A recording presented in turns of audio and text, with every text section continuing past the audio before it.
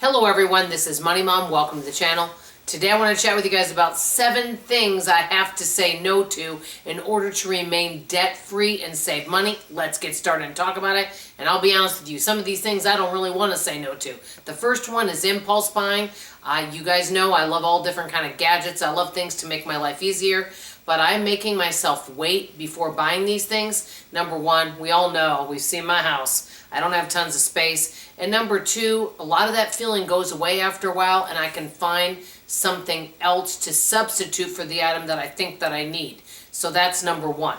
Number two, this is a big one. People selling things. Not that I don't think there's anything wrong with buying things from people, but people selling things, many of it is network marketing type items and items I just simply don't need, and being on auto ship for many items. That is something I'm saying no to. And by the way, I'm going to intercede with all of this. Just because I'm saying no to these things currently does not mean anyone else needs to. That's why we call it personal finance. This is just what is currently working for me. Okay, number three, and this one is the tough one. I love things to make everything easier, like I said previously, and I love convenience. Convenience type foods and items, anything to make my life easier. For example, I would love to go out to eat more often, but I'll be honest with you, it would not be good for my weight, that's for sure.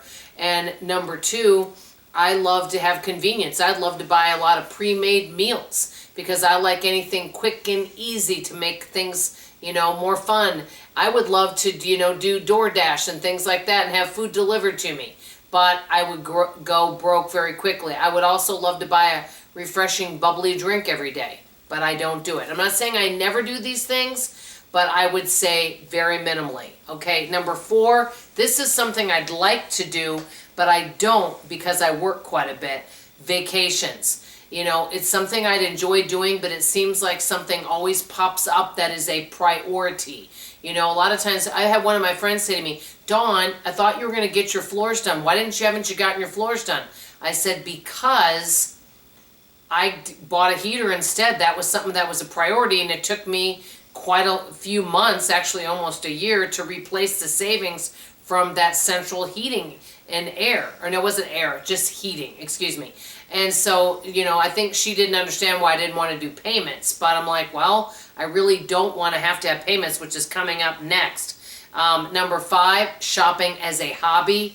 I do enjoy getting out and shopping. I love getting together with my friend, but I used to be a big couponer. I used to get some great deals, but that's when prices were really low. But I used to love to shop for a hobby, go to garage sales, go to thrift stores, and it was just fun. And if something was on clearance and a great deal, I'd buy it.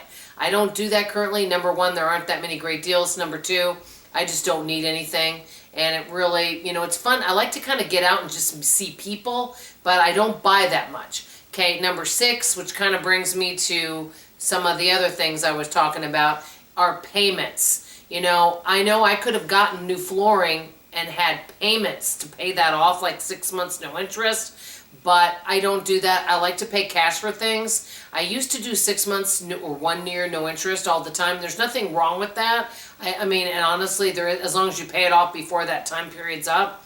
But I prefer just to pay for it completely in full. And actually, some companies will give you a discount for doing that versus doing the 6 months or 1 year, no interest. So I don't do payments unless I were to have to.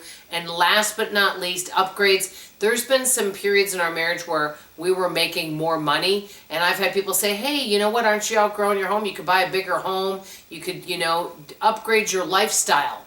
But I'm glad I didn't because I'm making less money than I used to, and so it's good that we didn't do that. I've seen a lot of people do that over the years. They don't make a lot of money, and they're living below their means. They start making more money, so they start spending more.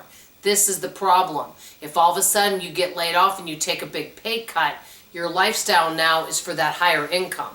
So it's something to think about. So these are 7 things that I'm currently saying no to in order to live a debt-free lifestyle and to be able to save money for large expenses that we have in 2025. What are some things you're currently saying no to right now in order to save money, live a debt-free lifestyle, or get out of debt? Maybe even some of these things you only want to do temporarily, and that's okay too. I'd love to hear from you guys in the comments below. I love your comments. I read all of them, and I appreciate each and every one of you.